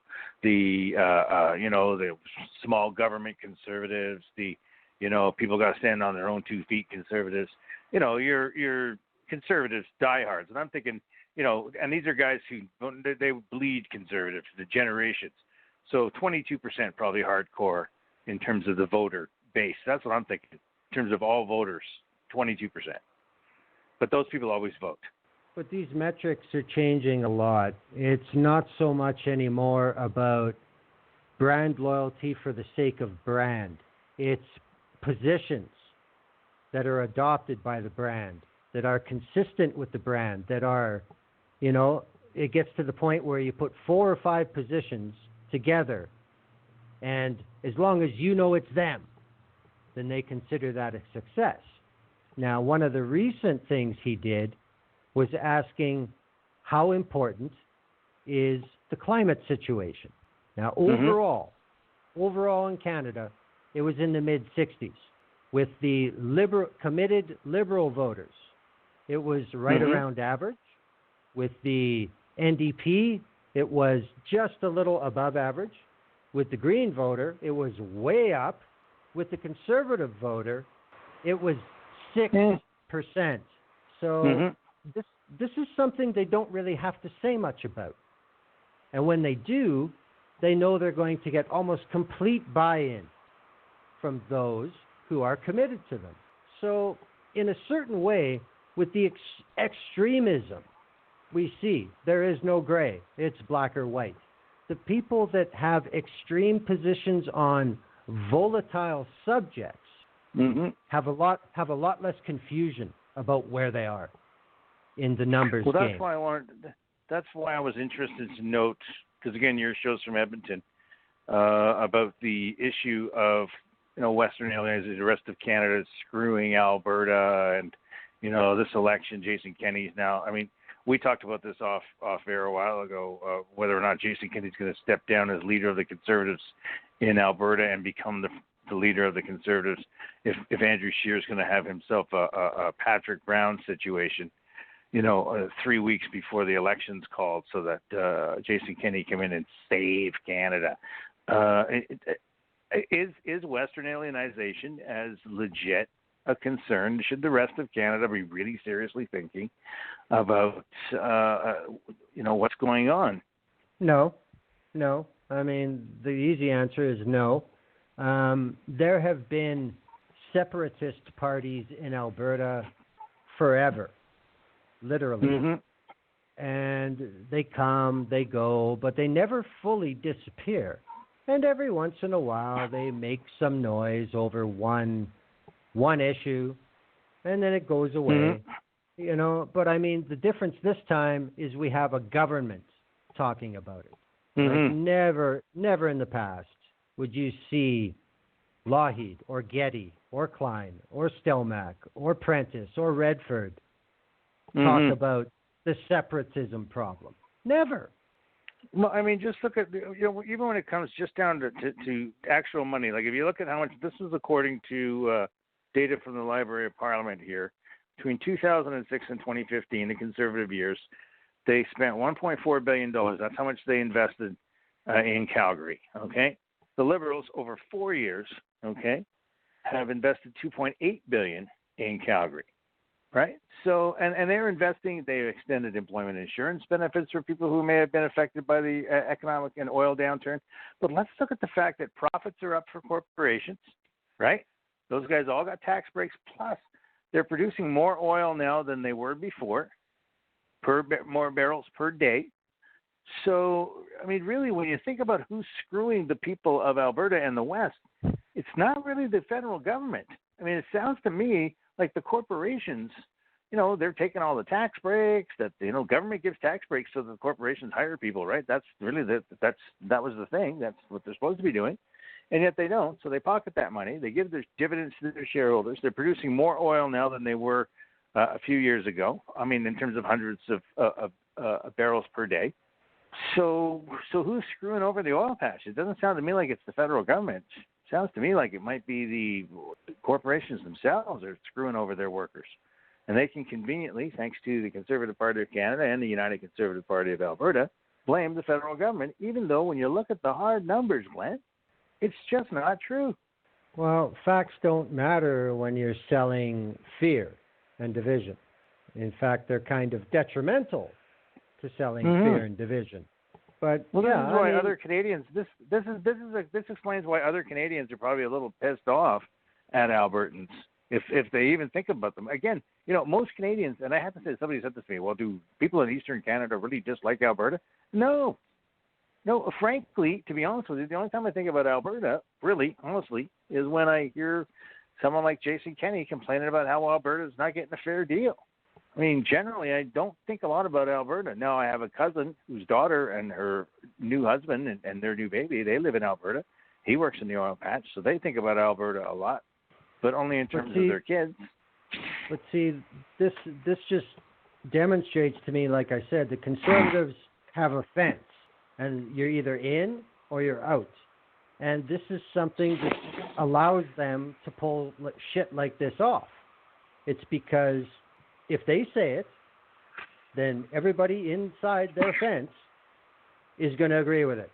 And that's that. That's how they get away with this shit. So, I mean... Yeah, but you're still... then if you don't agree with them... But here's the thing. But then if you don't agree with them, then they're like, see, look, this guy right here. Look, he's a perfect example. He's another guy from Ontario who doesn't support Alberta, doesn't think Alberta, deserves a better deal. What does he have against Alberta? Oh. Well, I mean... If you're up against somebody who's reasoning like that, then what's the point? Because even if they start to consider logic, they'll just get a refresher from the product distribution outlet, and they'll come up with a new reason why you're full of shit, Alberta's getting ripped off. I mean, when people keep coming back when they have doubts, and they're fooled again, and they're fooled again, and they're fooled again. Whether this is Dunning-Kruger or this is the extreme polarity of positions that is happening in politics in the entire Western world, I don't know. But I mean, it's making it easier for politics to be sold because it's just like buying products in a store. If you used it and you liked it, you're going to keep buying it. Wait a minute. How come the price went up so much? Well, maybe I'll try this one. It kind of looks like my favorite. It's the same principles that have come to politics. And this is just not conducive to a democratic process, I mean, like you said, way back, I would love to see the per vote subsidy come back. And I would like to see something like the Charbonneau Commission happen Canada-wide and completely eliminate donations to political parties. That would be democracy, but we're never going to get that. Ooh, you must be muted, Dave. I can't hear you. I said, sorry, yeah, I guess I was muted. What I was saying is that if we demand it, the problem is, it's like healthcare. Healthcare didn't happen overnight. The pension plan didn't happen overnight. None of the benefits we have in our modern society in this country happened because people sat on their hands. I just look at what just happened in Puerto Rico, where they mobilized literally 500,000 people and or more to get rid of their governor. I mean, we have to demand better. We have to demand corporations get out of it. Like I said, I got a threatening letter from an organization the other day. Saying that we don't like the way you talk about us. Well, I'm sorry. That's walk like a duck. Walk like a duck and quack like a duck. You have to call people out. I mean, we can't be afraid to say, well, me personally, I don't know about you, Glenn, but I'm more than happy to say where I get my money from because I don't have any. Okay, it's as simple as that. I have a show on a community radio station in Eastern Ontario. It's funded by a sponsor. I have a sponsor on my show, thankfully. Other than that, I would have no sponsors, but our station gets sponsors from local businesses, so we support local businesses in our local community as a community radio station. But luckily, in our modern world, my show can be heard online. So, like even today, now the podcast isn't up from our interview this afternoon, but it will be up soon. And, the reality is that's available every day. Yep. There are only a few people like you out there, and like myself, that are really, questioning that are getting any kind of, I think any airtime. We're being ignored, however, but we still get this airtime. We still get to be able to say what we want. But I guess part of the problem for us, or part of the problem, maybe I'm just speaking for myself, is getting that audience out there, getting the message out there, because there's so much other noise. Well, as far as that goes, I mean, when I started this back in 2014, compared to now, there's 10 times, if not more, sources. The podcasting universe has completely exploded. I mean, even in 2014, most of the shows you could find on the internet were live. There wasn't much recorded, scheduled stuff. And then once the big hosting platforms figured it out that they could sell to people to, so much a month. Here, just record this and edit it and upload it, and we'll play it. And it changed the way things are done. I mean, in my first couple of years, if I had a guest on, it was live. There's no alternative. I mean, I hadn't done it. It was the way everybody did it. You call in, and that was that. And slowly but surely, it's gone into setting up a time and recording and then editing, blah, blah, blah. Things have changed, but the thing this is now, live, isn't it? Oh, it is. But I mean, related to what we're talking about tonight, in the last year, 18 months, in Canada, all kinds of online outlets, Walrus, Discourse, Dogwood, you name it, and others on the right, like Postmillennial and Quillette and all these other, everybody has come up with their own podcasts with their own staff. So, they've kind of moved into our territory themselves, and they're doing it for revenue, not as a public service. That's what's changed. Well, that's it, exactly, and that really is the difference. And it's funny because that's the way it's changed for news in general. Just don't forget. I mean, you and I are old enough to remember that news was always a lost leader, right? The news was something that came on at the top of the hour during the day. They would show up. They would produce this news show. Sometimes it was 50 minutes. Then it became half an hour. Ooh, when it became an hour long, it was exciting. But the reality was, it was still a lost leader. They didn't sell news to sell advertising. The news was there to keep the listeners, or to keep the viewers locked till they put on the next program, right? And the whole goal was, the next program is what was going to earn them the viewership. Was whether it was soap operas during the afternoon or whatever it was. The news was always a lost leader. And then along comes this notion that, news can be a 24-hour thing, and we can just recycle the same stories over and bring in experts and talk about the news stories. And then it became a talk show format. I mean, from that moment on, it was no longer about news. Then it was about advertising, and it was about selling product. I mean, look at who advertises for these news shows, right? Lockheed Martin, right? Yep. DuPont, Halliburton Corporation. I mean, come on, that's. And how many people are buying anything from Boeing? You know what I mean? I don't know. Not me. I don't know anybody that's buying. Have you bought anything from Boeing lately? I mean, I don't know. You know what I mean? Well, I will be seated on. It's crazy. I will be seated on a Boeing product soon enough. So. Well, it's like some news. I mean, like the channels that know who their audience are, right? They know. Like every commercial is a retirement. It's a premier stair lift. It's a walk-in bath. It's a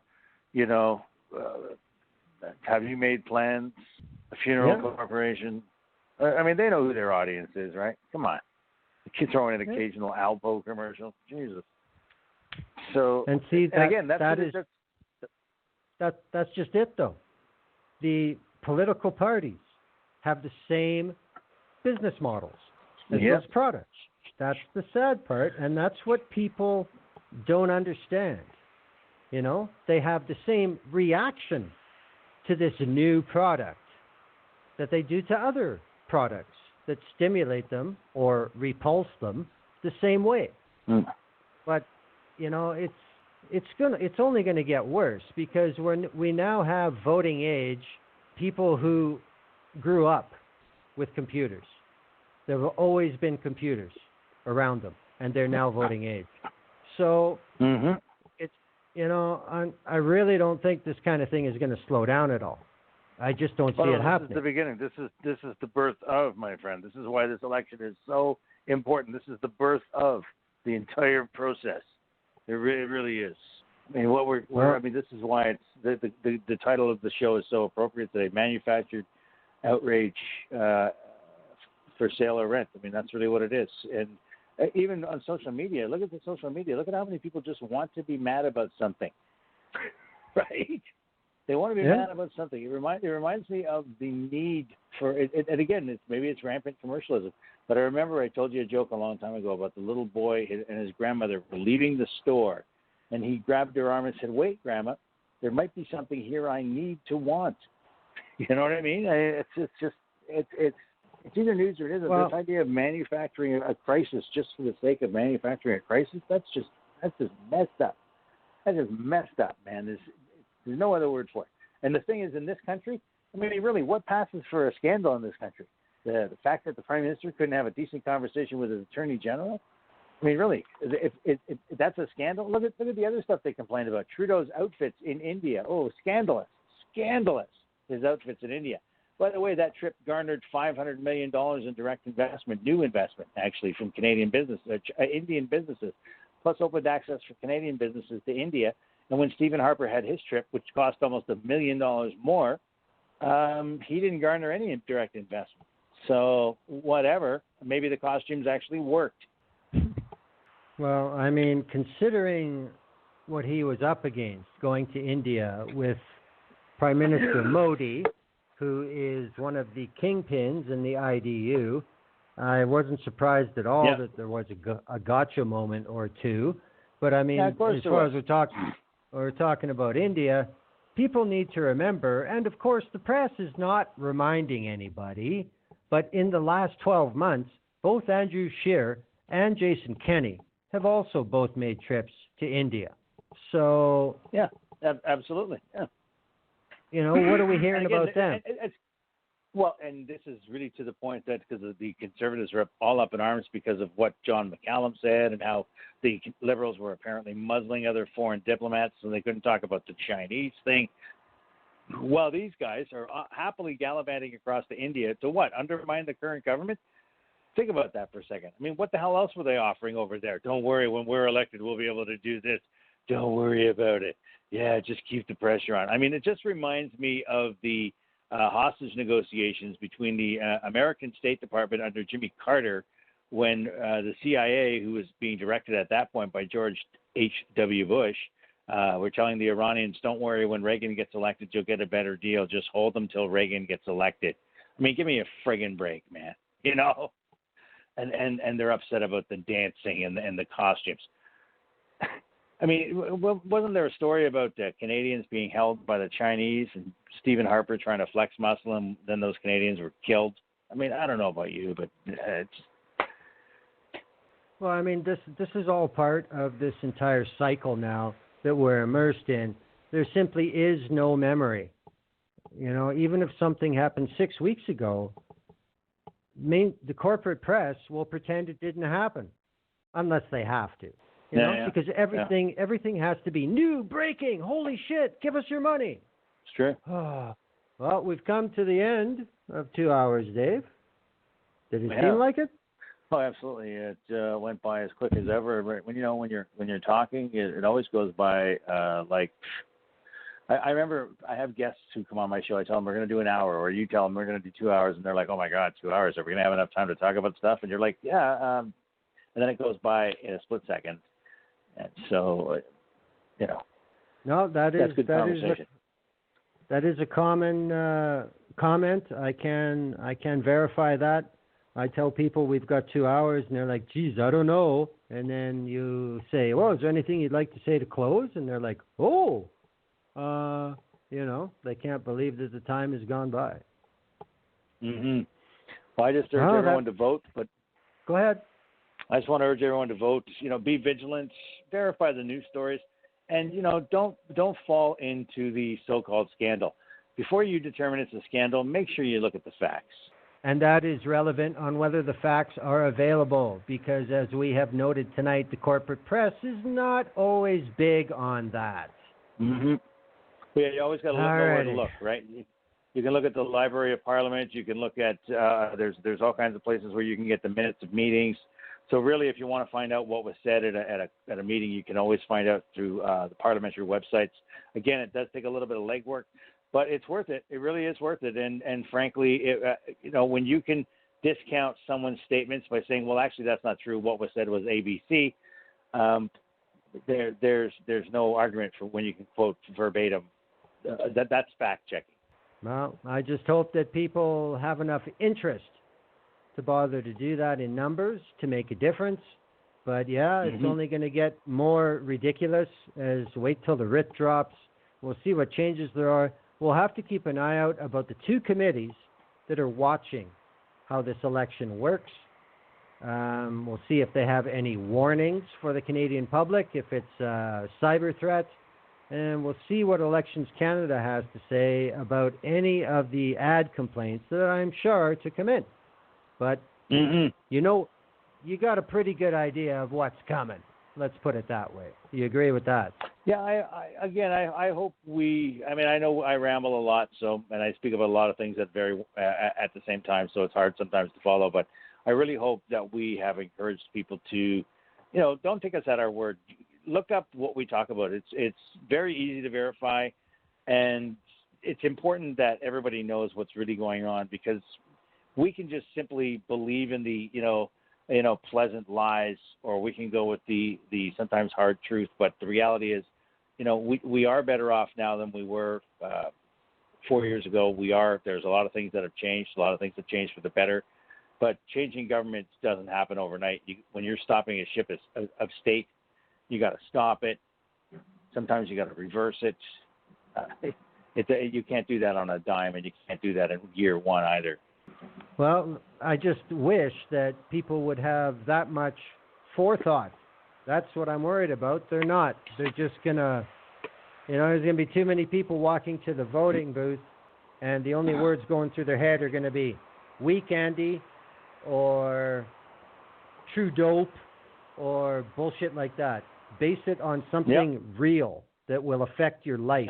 Hey, look, that's all I have. And again, if you believe that you should vote for Andrew Scheer, and you believe for this reason, that whatever your reasons are, whoever you vote for, that person should earn your vote. Remember, this is a job application, okay? You don't elect the prime minister. You don't elect the leader of the opposition. You get to elect the person in your riding. Is the person you're going to elect the best person for the job? Would you hire that person to do the job if you were the person having to hire them? Because face it, with your vote, that's exactly what you're doing. You're choosing to hire that person. Yeah, and to just add to that, I'd like to put this forward to people. What the parties try and do is sell, this person is for this team, that person's for that team. Well, I'll tell you what, if it doesn't matter what team you vote for and whether your team wins, if the player that you voted for on that team isn't important, they're not going to get a damn thing done for you either. They're going to be voting when they're told to vote, asking questions when they're told to ask questions. And maybe if there's a good community program and they want to keep the seat, in a couple of years you'll get some cash. So it doesn't really matter if you vote for a government MP or an opposition MP. Vote for a good MP. MP. Exactly. Thanks, Glenn. All right. Thank you, Dave. We'll talk to you soon. Thanks, listeners. Thanks for tuning in. All right. Thank you, Dave. Like I said, Northumberland 89.7. Online, northumberland897.ca. That's it for Manufactured Outrage for sale or rent. One more show before the vacation break for the View Up Here, and that will feature an interview with Mr. Frank Graves of Ecos Research. Thanks for listening. We'll see you next week. Good night from the View Up Here.